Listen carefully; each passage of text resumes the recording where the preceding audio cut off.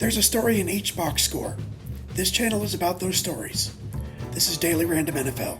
On December 20th, 1992, at the Hoosier Dome, the 7-7 Indianapolis Colts hosted the 4-10 Phoenix Cardinals. There were 46,763 on hand. The Colts were favored by 2.5.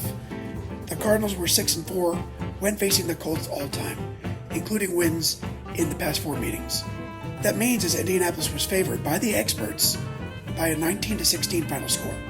Leading Phoenix was coach Joe Bugle in his 3rd season with a career record of 13-33. Ted Marchibroda was in his 2nd stint leading the Colts. After a 5-season stretch in the late 1970s, in which he went 41-33 with an 0-3 postseason mark, he served as the offensive coordinator for the Chicago Bears, the Detroit Lions, the Philadelphia Eagles, and the Buffalo Bills. Starting in 1992, he was rehired as the Colts head coach once more. Former Colts quarterback Chris Chandler was under center for Phoenix. In 35 career starts, he had racked up a 69.1 rating, nearly 6,000 yards, and 31 touchdowns versus 40 interceptions. Jeff George was the number 1 overall pick in the 1990 draft by these very same Colts. In 36 career starts, he had a 70.0 rating, 6,600 yards, and 32 touchdowns with 39 interceptions. Running back Johnny Johnson, first Phoenix possession. Johnson over the left side for an 8-yard pickup. Johnson again. He carried the ball 11 times in the opening drive, so it was only fitting that Johnny Johnson would get the call close in. 10-yard score, TJ. Yeah, it was a great job by the offensive line here, Robin, clearing the way, but he's out of the mold of another era. With the good speed, the power to the outside, and look at him cover the ball up as he crosses the goal line. Smart running. Johnson carried 11 times for 65 yards on the scoring drive. 10-3 Cards at the half. Ted Marchibroda tells Jeff George, "Get it going, guy." George responds with a bullet to Jesse Hester. The very next play, George up to Anthony Johnson, and 57 yards later, pay dirt. And Jeff George, he silenced all those who were booing him today, TJ. Yeah, and the thing about the play is the zip that he put on the football to get it to Johnson. 10-all in the 3rd quarter. Let's move to the 4th. It's 13-all. The Colts driving again. George looks at the veteran, Reggie Langhorne.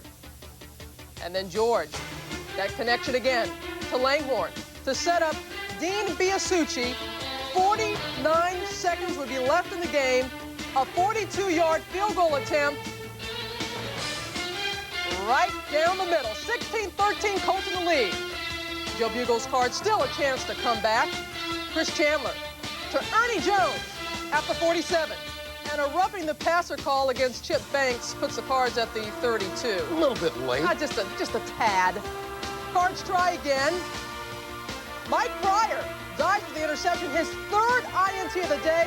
The Colts hold on for the victory. A final of 16-13. Yes, the Colts now 8-7.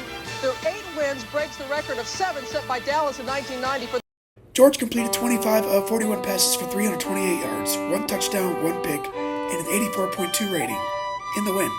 Jesse Hester pulled down a game-high 8 receptions for 97 yards. Anthony Johnson gained 41 on the ground, leading the Colts with 14 carries. He also caught 5 balls for 85 yards and a score. Chandler completed 11 of 25 passes for 131 yards and 3 interceptions for a 21.0 rating. Ernie Jones caught 5 passes for 70 yards, and Johnny Johnson gained 146 yards and scored on 28 carries. Phoenix lost their final game to finish at 4-12, the worst record in the NFC.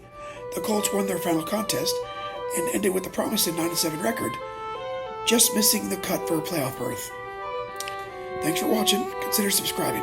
Check back here tomorrow for a visit to Lambeau Field, October 14, 2019, for a game between the 2-1-1 Detroit Lions and the 4-1 Green Bay Packers.